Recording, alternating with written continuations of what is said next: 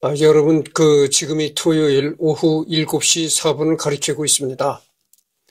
왜 브루스 커밍스 얘기를 하는데, 브루스 커밍스 얘기를 하다가 왜 한국 전쟁을 얘기를 하느냐, 이렇게 생각하실 분들이 있을 것입니다. 이 브루스 커밍스라는 사람이 한국 전쟁이라는 책을 썼습니다. 그래서 그래서 이렇게 미군의 공중 폭격에 관해서 얘기를 하고 있는 것이죠. 전번 시간은 여기까지 했고, 그래서 이번 시간은 이제 여기서부터 할 차례입니다. 그러나 유엔군이 38선을 넘어 북진하자 중공군이 전쟁에 직접 개입하면서 일사후퇴가 벌어졌다.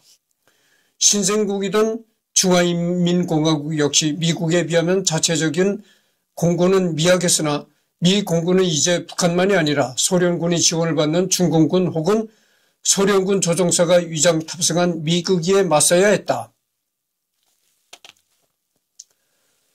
게다가 북한 지역의 전략 목표는 이미 개전 초 한두 달 사이에 초토화된 상황이었고 만주 혹은 북중 국경지대를 폭격하는 것은 정치적인 위험을 동반해야 했다. 때문에 중공군의 참전 이후 전황이 안정화되기까지 수개월 동안에는 미 공군 역시 F-80 슈팅스타이나 F-84 썬더제트 등 전투력 전력을 확충하며 제공권 확보를 우선시했고 후방 보급기지에 대한 전략 폭격 대신 전선을 밀고 내려오는 중공군을 저지하기 위한 근접 항공 지원 및 전장 지원에 주력했다. 그래서 제공권을 그렇게 쉽게 장악한 것은 아니고, 이제 북한의 공군력은 전무했었고, 중공군도 공군은 중공군 때 그때는 무기가 시원치 않았어요. 그렇게 무기가 시원치 않았으니까 공중을 날아다니는 전투기가 됐죠. 근데 이 전투기라는 것이 소련군의 지원을 받았습니다. 그래가지고 소련제 전투기가 날아다녔던 것이죠. 근데 역시 미국의 공군력에는 상대가 안 되고, 그래서 나중에는 미국이 완전히 하늘을 장악하고, 미국이 마음대로 돌아다니면서 폭격을 하는 그 정도가 됐었죠. 1951년 초에 접어들며 전황이 어느 정도 안정화되자 미군은 다시 전략 폭격에 눈을 돌린다. 한국전쟁 초반과는 달리 중공군은 이제 적군이었고 더글러스 맥어더 장군은 중공군이 함경도 근처에서 활발한 활동을 보이자 강계와 청진 지역의 다리나 터널, 레이더 기지 등 주요 전략 거점을 파괴할 것을 명령한다. 오키나와에서 출발한 B-26과 B-29는 함흥 등 주요 거점을 공격했고 해당 지역에 주둔해 있던 중공군의 공세 준비를 무력화시키는 성과를 거두었다. 그러나 북중 접경지대는 몰라도 확전 우려 때문에 중국 본토를 직접 타격할 수 없다는 제약은 여전했고 전쟁 초기와는 달리 공군력만으로는 중공군의 전쟁 수행 능력을 원천 무력화시킬 방도가 없었다. 게다가 중공군은 오랜 게릴라전 경험으로 제공권을 상실한 상황에서 전력을 온전하며 기동하는 것에는 도같은 정예병들이었고 한반도의 험준한 산지 역시 여기에 한몫했다. 때문에 미 공군은 중국 본토의 생산력에는 타격을 입히지 못하더라도 보급과 작전 수행 능력만큼은 저해하기 위해 북한 본토의 인프라를 철저하게 파괴하겠다는 계획을 세운다. 군수보급로, 철로, 군항, 군용, 통신선 등이 우선 파괴 순위가 되었다. 한편 전쟁이 지속됨에 따라 기술 발전으로 폭격의 정밀도 역시 향상되었다. 그래서 이렇게 미군은 완전히 공군이 너무 우세하기 때문에 그런 우세한 공군력으로 제공권을 장악해서 미 공군이 이제 마음대로 돌아다니면서 폭격을 했지만 그래도 이게 안 되는 게 뭐냐면 말이죠. 이 중공군은 낮에는 이 산에 숨어서 동굴 같은 데 들어가서 낮잠을 잡니다.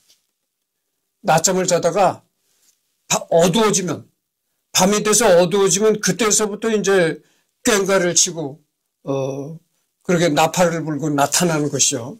그게 왜냐면은 낮에는 왜 낮잠을 자느냐면은 낮에는 이렇게 전쟁을 하겠다고 이렇게 나와서 돌아다니다가는 다 타켓이 되는 겁니다. 미 공군의 타켓이 되는 거예요. 그러니까 하늘에 떠 있는 전투기들한테 밥이 되는 거죠. 그러니까 낮에는 돌아다닐 생각을 못하고, 낮에는 전투할 생각을 못하고, 뭐 산의 동굴 같은 데서 이제 잠이나 자고 있다가 어두워지면 이 전투기가 돌아다니면서 이 지상을 못 내려다보는 거죠. 밤에도 지상을 내려다볼 수는 있는데, 밤에 지상을 내려다볼 때 뭐 불이라도 보여야, 전등불이나 무슨 호롱불 그런 불이라도 보여야 그 불을 타켓으로 쏘는데, 이 폭탄을 쏘는데, 불이 안 보이면 뭐, 그때 당시 전투기는 요즘에 그 최신 전투기는 밤에도 폭격을 하리라 봅니다. 밤에도 뭐 야간 투시경 그런 게 있어요. 여러분들 그 야간 투시경이라는 얘기 들어봤죠? 야간에도 환히 이렇게 볼 수가 있는 겁니다. 그게 전투기에도 다 장착이 됐어요. 그래가지고 요즘에 나오는 전투기들은 다 야간에도 폭격을 들이대는 겁니다. 불이 안 보여도. 뭐 이렇게 그런 야간 폭격도 할 수가 있는데, 그때 당시 6.25 때는 그렇지 못했다 이거죠. 그래서 중공군이 낮에는 잠을 자고, 낮에는 동굴에 숨어서 잠을 자고, 밤이 되면 이제 북을 치고 꽹과를 치고 나팔을 불고 나타났던 것입니다. 그러니까 뭐 어찌할 도리가 없는 거죠. 아무리 공군력이 우세한다 하더라도.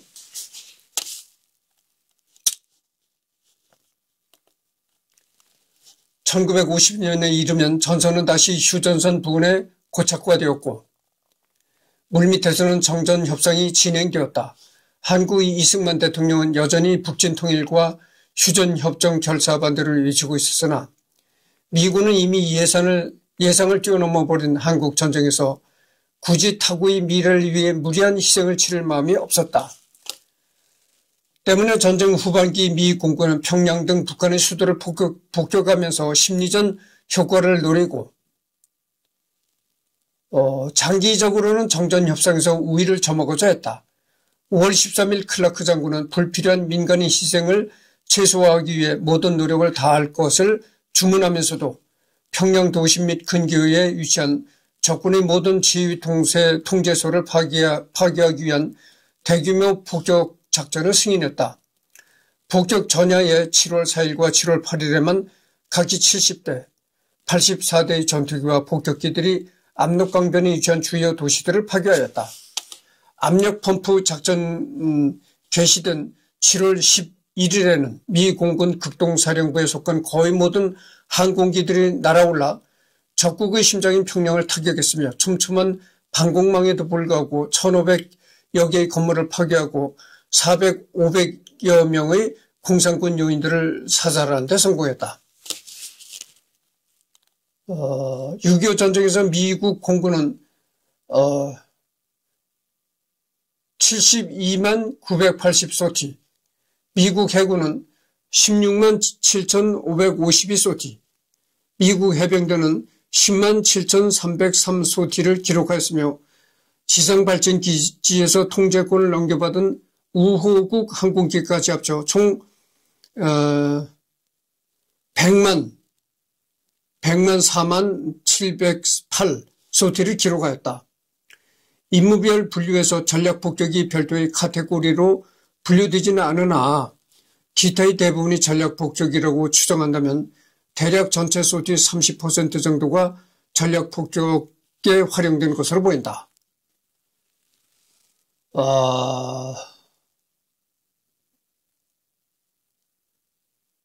그러니까 이 소티라는 건 말이죠. 소티라는 건 한번 지상에서 이륙해서 뜨는 그런 걸 얘기를 하는 모양인데,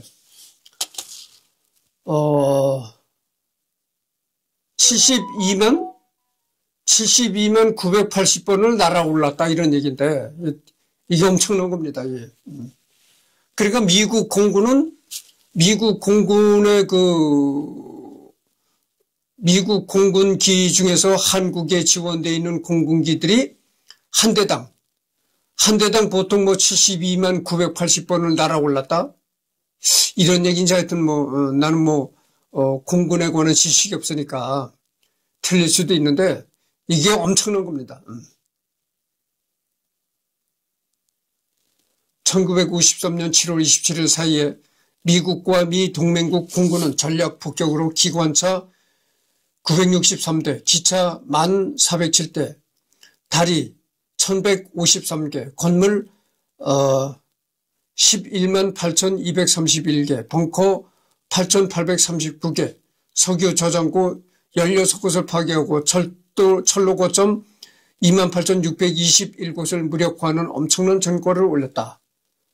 북한은 침략전쟁의 대가로 광복 직후 한국보다 비교 우위를 가졌던 공업단지가 완전히 파괴되는 값비싼 비용을 치러야 했고, 이후 대한민국이 사회적 혼란을 이겨내며 선진국으로 도약하는 동안 다시는 재침공을 감행할 만큼의 군수공업력 우위를 확보하지 못했다.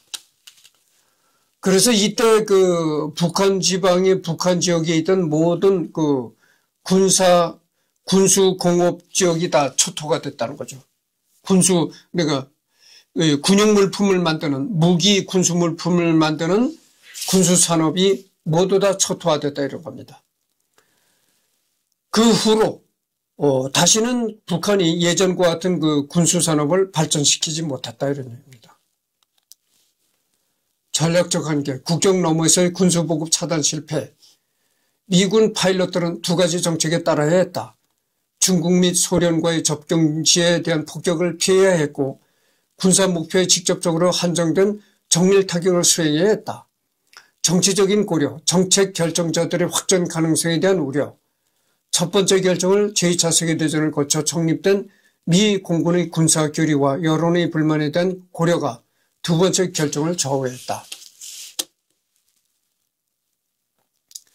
그러니까 미 공군은 말이죠. 미 공군기가 압록강변을 나르면서도 국경선을 넘지를 못했다 이거예요. 국경선을 넘지 않았다. 그러니까 압록강변을 비행할 때는 조금만 넘으면은 이 중국 쪽이거든. 여러분들 북한과 중국은 이렇게 국경이 접하고 있잖아요. 그러니까 미 공군기가 압록강변을 이렇게 날아간다고 할 때 조금만 이렇게 비켜나면은 그거는 이제 중국 땅이 돼버리는 거야. 그러니까 이 미 공군이 확전을 우려해가지고 아주 북한과 중국의 국경선을 침범하지 않았다 이거지. 아슬아슬하게 이 압록강변을 날아가면서도. 1950년 7월 기준으로 북한 조선인민군 보급의 상당수는 한반도 후방에 위치한 공업단지에서 나오고 있었으며, 미 공군은 적진 깊숙한 곳까지 전략 폭격을 가할 역량이 없었다. 전쟁 중반기 이후에는 북한 조선인민군의 보급은 대체로 국경 너머의 근거지에서 이루어졌으며, 따라서 전략 폭격은 남한 지역에서 벌어지는 지상전에 결정적인 승리를 가져다 줄 힘은 없었다.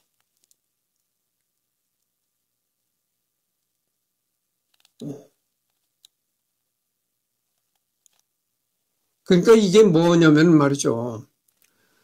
그렇게 미군기가 이 북한 내의 군수 공업 기지를 그렇게 초토화시키니까 이 군수 공장을 말이죠. 군수 물자를 생산하는 곳은 이제 북한에서 조금 벗어난 예를 들면 단둥 지역이라든지 이렇게 그런 곳에서 군수 물품을 생산한다고 하죠. 그리고 거기는 폭격을 하면 이 중공 땅이기 때문에 중공과 확전이 되는 거죠. 그러니까 거기는 폭격을 못하니까 그렇다는 얘기죠. 사람들은 왜 미군이 적이 없는 마을을 불태우는지 이해하지 못합니다. 집들을 불태워 이미 8,000명의 피난민이 발생했고 앞으로 더 많아질 것입니다. 그들은 대부분 노인, 장애인, 어린 아이들입니다. 이 작전이 가져올 끔찍한 영향과 비교할 때 얻을 수 있는 이익은 빈약합니다. 그래서 북쪽으로 희생된 북한 아이들 이제 시체가 이렇게 널브러져 있는 거죠. 북쪽으로 파괴된 집 앞의 어머니와 아기 있는 거죠. 한국에는 더 이상의 북쪽 목표가 없다. 모든 것이 파괴됐다. 전 한반도는 단지 끔찍한 잿더미일 뿐이다. 그래서 이제 강준만 그 교수가 쓴 한국 현대사 산책이라는 쓴 책에 이렇게 이제 이런 문장이 나와 있다는 거죠. 미 극동권 공군사령관 에멧 오도넬이 1951년 증언. 우리는 한국의 북쪽에서도 남쪽에서도 모든 도시를 불태웠다. 우리는 100만 이상의 민간인을 죽이고 수백만 이상을 집에서 내쫓았다. 아라이 시니치, 공습의 역사가 끝나지 않은 대량 학살. 미군은 매일 500대에서 1,500대의 폭격기와 전투기를 출격시켰고 개전 후 1953년 4월 말까지 미군은 26만 발의 중대형 폭탄, 2억여 발의 탄환, 약 40만 발의 로켓탄, 약 150만 발의 네이팜탄을 사용하였다. 미군의 한국 전쟁기 무기 사용에 대한 통제. 그러니까 이게 대단한 겁니다. 이게. 150만 발의 네이팜탄을 뿌렸다고 하니까 이게 뭐 엄청난 거죠. 전번 시간에도 내가 얘기를 했잖아요. 이 네이팜탄이라는 거는 사람을 이제 불태워 죽이는 탄이다. 그런 걸 얘기를 했잖아요.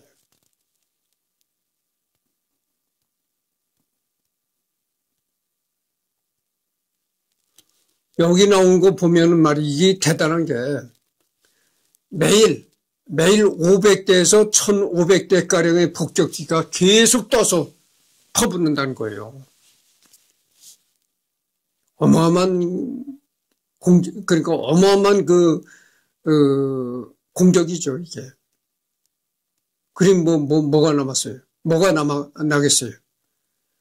매일 500대에서 1,500대 가량의 전투기가 떠가지고, 새카맣게 떠가지고 맨날 폭탄을 뿌려대니까 다 튀겨버려, 다 구워버려, 다 요리해버려.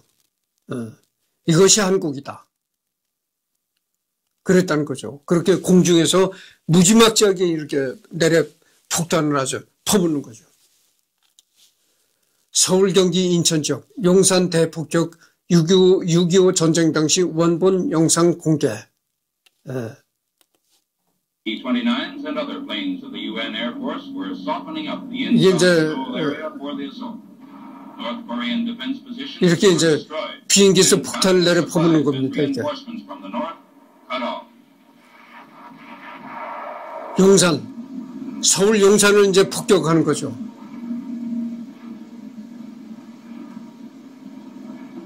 Over the target, it's bombs away. 새카맣게 떨어지잖아요. 이 폭탄이 이렇게 새카맣게 떨어집니다. 지금 이제.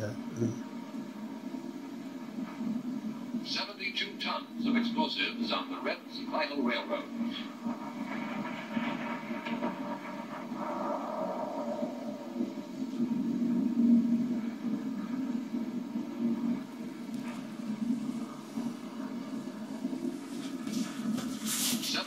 Tons of explosives on the Red Vital Railroad.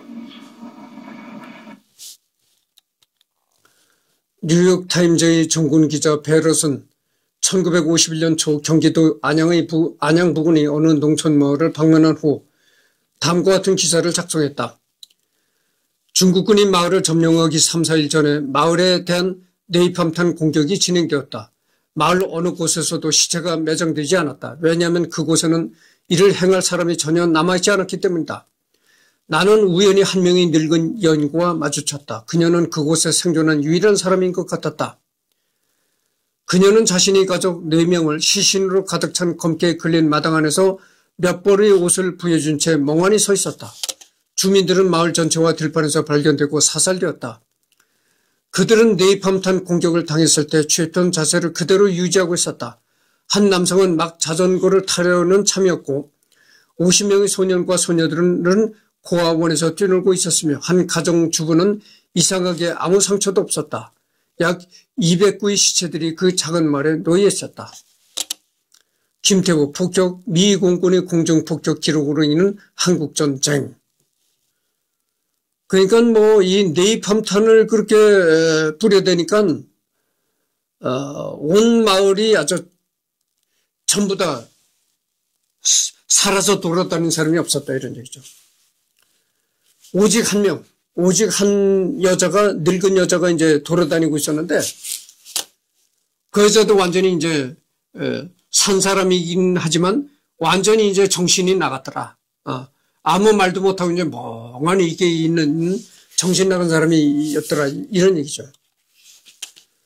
1950년 서울 수북지구 대한민국 공보처 통계국은 1950년 6월 25일부터 9월 28일까지 서울 지역별 사망자 수와 부상자 수를 조사하고 그 원인들을 공포, 청포, 화재, 피살, 행방불명 등으로 나누어 분석했다.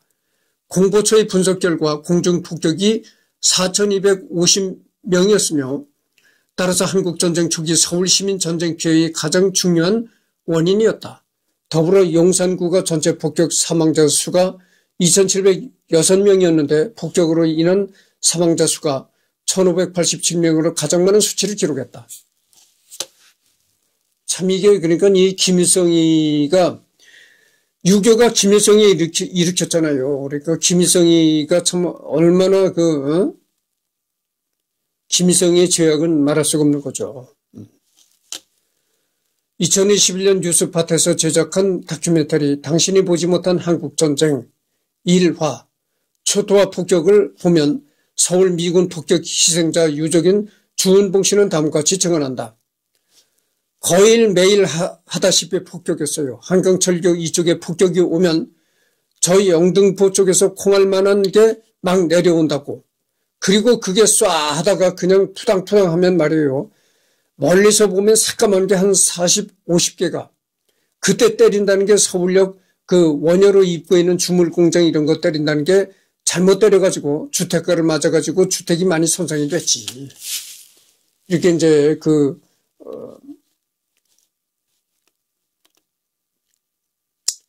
폭격 장면을 직접 목격한 목격자가 이렇게 얘기를 한 겁니다. 2016년에 개봉했던 영화 인천 상륙작전에서는 맥아더가 인천 상륙작전을 감행하기 이전에 미 공군이 월미도에 있는 인민군의 군사시설을 폭격하는 장면이 나온다.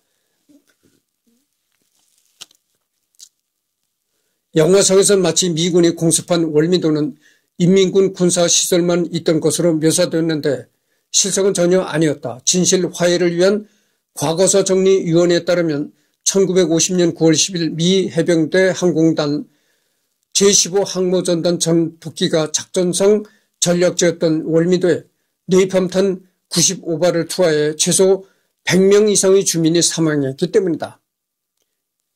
2021년 국내 언론사 뉴스타파에서 만든 다큐멘터리 당신이 보지 못한 한국전쟁 1화 초토화 폭격에서 인터뷰한 피해자 정재은 씨의 얘기를 들어보자. 그때 이 정재은이라는 사람이 그때 7살 배기 어린애였다는 것이죠. 어머니가 여기에 오셔가지고 집터가 바로 여기에요.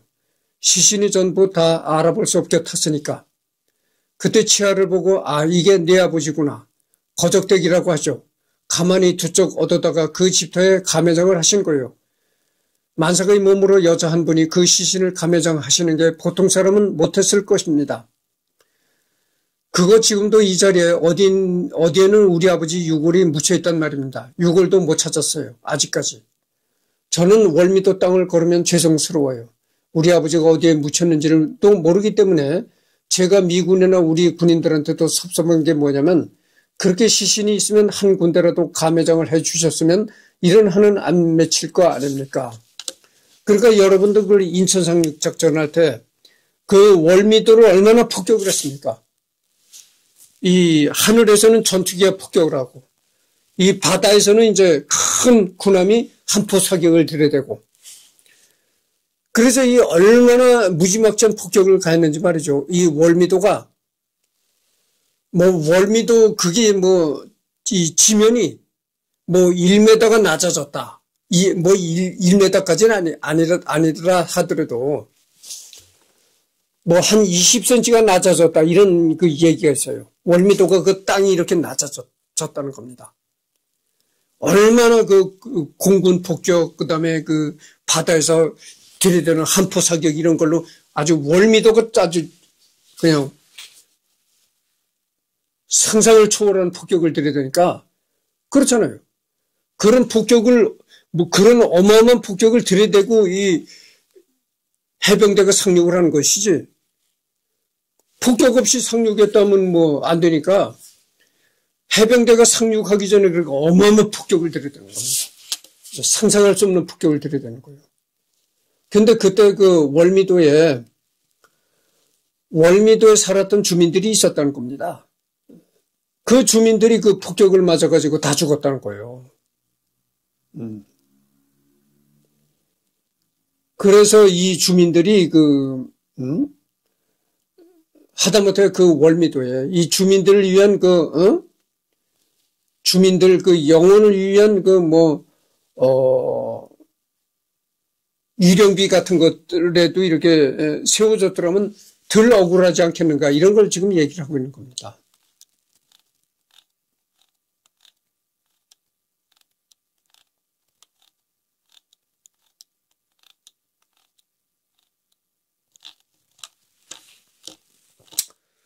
그래서 이 공습에 관한 그 얘기가 참 많은데,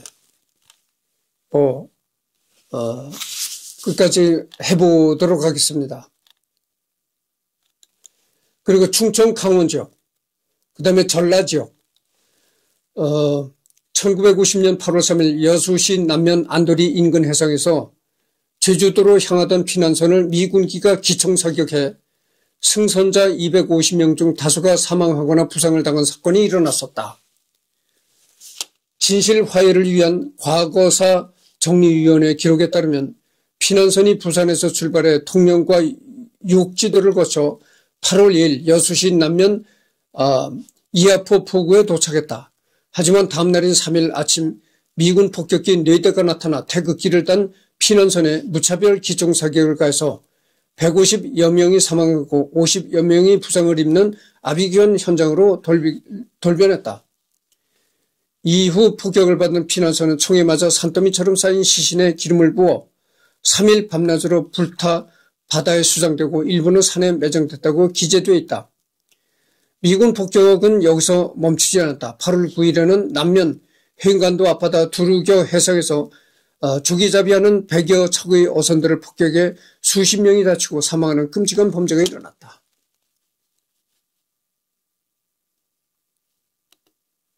그럼 누가 또 반론을 할 거예요.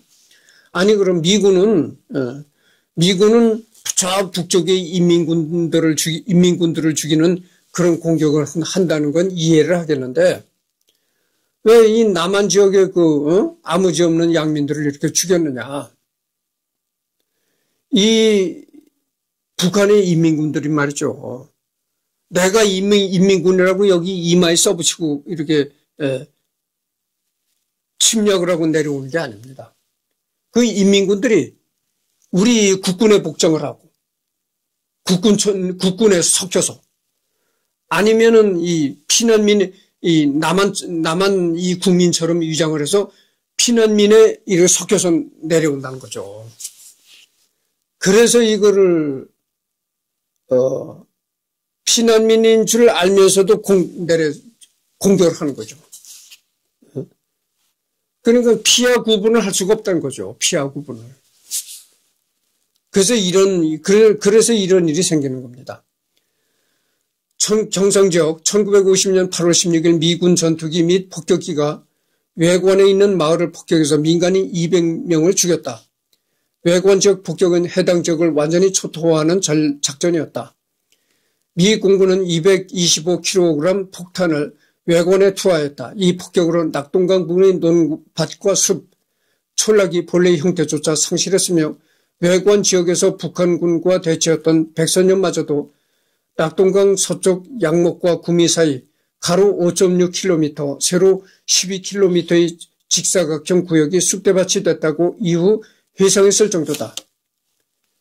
이 외관 폭격에만 98대의 B-29 폭격기를 동원하여 3084발의 225kg 파괴 폭탄과 150개 450kg의 파괴 폭탄을 이 구역에 투하했는데 놀랍게도 이는 제2차 세계대전 당시 노르망디 상륙작전 이래 최대 폭격 작전이었다. 이때 그 외관에 투여했던 미군의 그 폭탄이 2차 대전 때 그 프랑스 노르망디 상륙작전할 때 퍼붓던 그런 폭탄 정도였다는 것이죠. 그러니까 이 경상도 외관에도 얼마나 많은 폭탄을 퍼붓는지 알 수가 있는 것입니다. 1950년 9월 2일 B-29 25대가 김천 고창 진주에 225kg의 폭탄 803발을 투하했고 9월 3일에는 35대의 B-29기들이 안동, 성주, 의성, 합천, 고령, 상주, 영동, 제천, 전선 부근의 병력과 장비를 공격했다. 1950년 8월 초 경남 함안의 남산 벌판에 모여있던 피난민들이 미군의 폭격을 받았다. 사건 생존자들의 증언에 따르면 피난민들은 전투를 피해 혹은 당국의 소개 조치에 따라 마을을 떠났으나 어디로 가야 할지 모르는 상태에서 오히려 자신들의 안전을 도모하기 위해 넓은 벌판에 흰옷을 입고 모여 있었다. 오히려 흰옷을 입은 채 전투기를 향해 수건을 흔들었지만 전폭기는 이에 상관없이 폭격을 지속했다고 한다. 1950년 8월 16일 포항 흥안리 곡강천변에서도 민간인이 집단 희생되는 사건이 일어났으며 과장되었다고 의심할 수 있을지도 모르지만 폭격 피해자 김 씨는 당시 곡강천변에 수천 명의 피난민이 모여 있었다고 증언했다.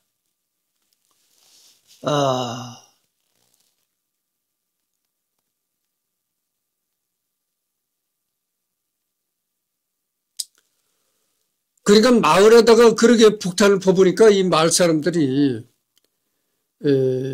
공격을 하지 말라. 우리들한테 공격을 하지 말라는 뜻에서 전부 흰 옷을 입고 흰 바지 저고리 치마 이런 걸 입고 이 강변에 나가서 이런 모여가지고 그 마을 사람들이 흰 옷을 입고 강변에 나가 모여가지고 흰 손수건을 흔들었다는 겁니다.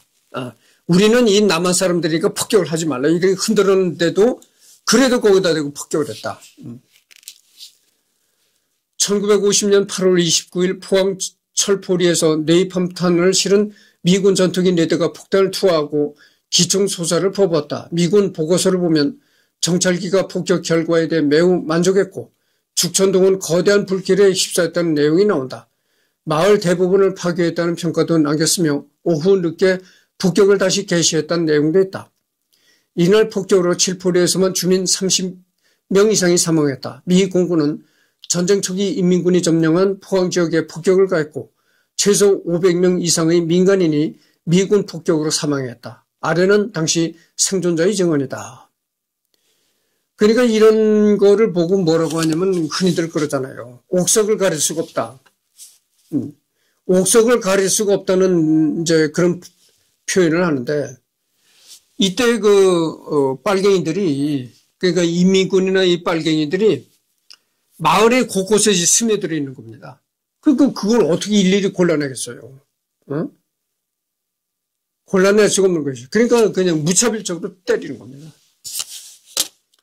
그러니까 인민군과 마을 주민과 이렇게 섞여 있고, 이러니까 그걸 어떻게 골라내겠습니까? 그러니까 무차별적으로 그냥 퍼붓는 수밖에 없다 그러죠. 칠포어천의 네이팜탄, 그걸 써서 추로 준비하던 사람이 여자, 남자 한 10명 이상 그냥 돌아가셨고 집에 불이 나고 오전에 불바다가 됐다는 소문을 듣고 모두 오도리를 피난 갔다가 돌아와서 세간살이 정리를 하고 개울물 떠다가 불을 끄고 그랬어요. 그러니까 뭐 전번 시간에도 내가 얘기를 했지만 이 네이팜탄이라는 건 네이팜탄이 떨어져서 한번 이 불이 붙었다 하면 끌 방도가 없는 거예요. 그냥 새카맣게 타 죽는 겁니다. 불을 끌고 뭐 방도가 불을 끌 뭐 시간적인 여유가 없는 거예요. 그냥 새카맣게 끝을 내 다 죽는 겁니다. 포항 유족회에 따르면 진실 화해를 위한 과거사 정리위원회의 조사 결과 6.25 전쟁 당시 포항에서는 13개 마을에서 550여 명에 달하는 민간인들이 희생된 것으로 파악됐다. 이 중 신원이 확인된 희생자는 189명이다. 성별로는 남성 81명, 여성 108명으로 여성이 57.1%를 차지했다. 연령별로는 0세에서 20세가 86명을 차지했고 청장년층인 21세에서 40살까지 54명, 21살에서 60세까지 27명, 노년층인 61세 이상은 16명이다. 미성년자와 노년층이 총 102명으로 전체 55.7%에 달한다. 또 일가족 내 2인 희생 사례는 44건이며 이 중 한 가족에서 7명이 희생된 사례도 있었다. 포항 유족회 관계자는 미군 폭격 사건이 발생한 전국 21개 지역의 희생자들 중 진실이 규명된 희생사 1,109명 중 포항 지역 희생자는 모두 141명으로 전국에서 셋째로 희생자가 많은 곳이라고 말했다. 1951년 1월에는 미군이 산성동을 폭격하여 136명의 사상자가 나왔다. 심지어 한국군이 이를 조사해서 보고할 정도였다. 자세한 문서는 산성동 폭격 사건을 참고하라. 북한 지역. 남한에서도 그렇게 공중 폭격이 이루어졌고 북한에서는 그럼 어땠느냐. 김일성과 공산군의 악몽 B-29 트라우마.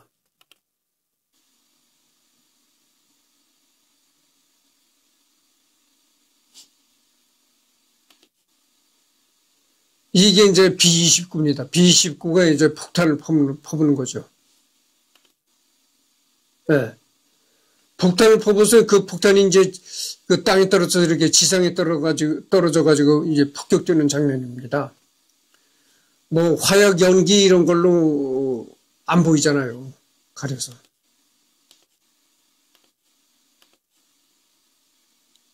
그냥 넘어가도록 하겠습니다. 그러니까 뭐 남한도 그렇게 공격할 때 북한이 오죽했겠어요. 북한은 정말 인정사정 볼 것 없다죠. 인정사정 볼 것 없이 그냥 아주 초토화를 시키는 겁니다. 서 있었던 것은 남김없이 쓰러졌다. 탈 수 있는 것은 남김없이 타버렸다. 남은 것은 바위와 돌뿐. 초가집 한 채 남지 않았다. 북한은 이제 석기 시대로 돌아갔다. 리영희. 이 리영이라는 사람이 그 한양대학교 교수를 지냈던 그 좌파 성령을 지냈던 사람인데, 새는 좌우 날개로 난다 뭐 이런 책도 썼던 사람인데, 이 사람이 그렇게 썼다는 거죠, 책에. 북한이 이렇게 폭격을 당했다는 거죠. 서 있었던 것은 남김없이 쓰러졌다. 탈 수 있는 것은 남김없이 타버렸다. 남은 것은 바위와 돌뿐이다. 초가집 한 채 남지 않았다. 북한은 이제 완전히 석기 시대로 돌아갔다.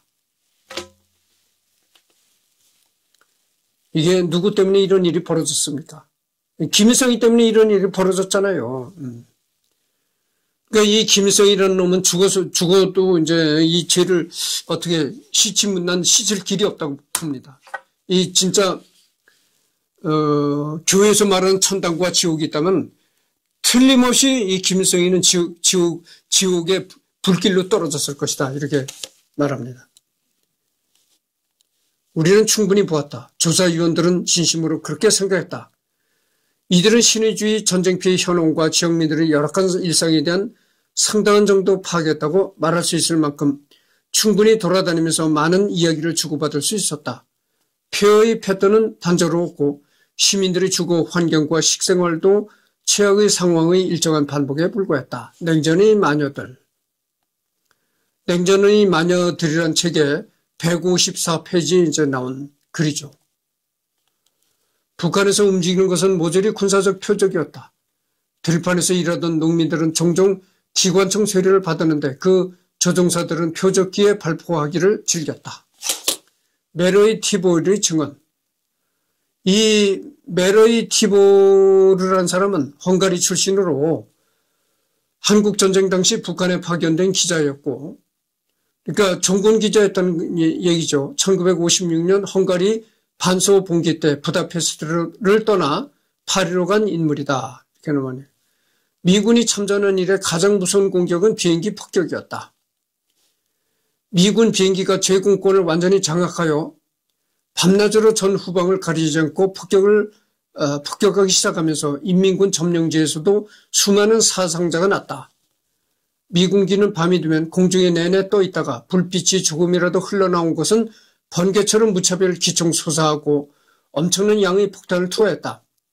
흡사 들판에서 놀고 있는 햇병아리 한 마리를 보고 수십 마리 독수리가 벌떼처럼 달려드는 꼴이었다. 김진계 구슬. 그러니까 이게 이 미군기는 밤에도 떠 있었다는 겁니다. 밤에도 떠 있다가 밤에도 떠 있어서 이렇게 지상을 내려다보다가 지상에서 조그만 이 불빛이라도 보였다 하면 거기다 대고 엄청난 폭탄을 투한다. 그래서 그 모습이 마치 들판에 놀고 있는 햇병아리 한 마리를 죽이기 위해서 마치 이 들판에서 아장아장 놀고 있는 그 조그만 햇병아리 한 마리를 이렇게 타겟으로 해가지고 엄청난 폭탄을 거기다 투한다는 거죠. 그러니까 흡사 들판에서 놀고 있는 햇병아리 한 마리를 보고 수십 마리 독수리떼가 벌떼처럼 달려드는 꼴이었다. 이런 얘기입니다. 참 비극이죠. 이게 참 우리 참 비극인 겁니다. 이 김일성이 때문에 거듭 얘기하지만 김일성이 때문에 이런 엄청난 비극을 겪었던 것입니다.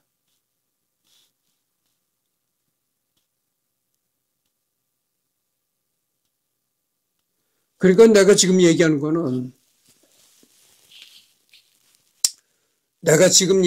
이제 6.25 전쟁에 관한 얘기인데 6.25 전쟁 얘기도 이제 육군이 싸우는 거, 지상에서 뭐 싸우는 거 이런 건 얘기를 하지 않고 내가 지금 얘기하는 건 그겁니다. 공중폭격에 관해서 얘기를 하는 건데 그럼 내가 왜 이렇게 브루스 커밍스를 얘기하다가 이렇게 6.25 전쟁 공중폭격을 얘기를 하느냐. 이 브루스 커밍스라는 사람이 6.25 한국전쟁이라는 책도 내고 그랬었어요. 이 사람이 그러니까 6.25 한국전쟁을 연구했던 학자다 이거죠. 그래서 내가 지금 이런 공중폭격에 관한 얘기를 자세히 해나가는 겁니다. 그래서 지금 43분이 경과했는데요. 이번 시간은 이것으로 끝내고 다음 시간은 여기서부터 합니다. 전쟁으로는 당시 남북한 여기서부터.